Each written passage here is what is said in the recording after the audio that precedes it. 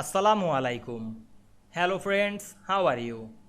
Welcome back to my new video. In this video, I am going to show you how to change page orientation in Word Some page. Let's get started. Firstly, we have to open a Word document and take a page. Now we want to create some page in this document. Press Ctrl Enter on our keyboard.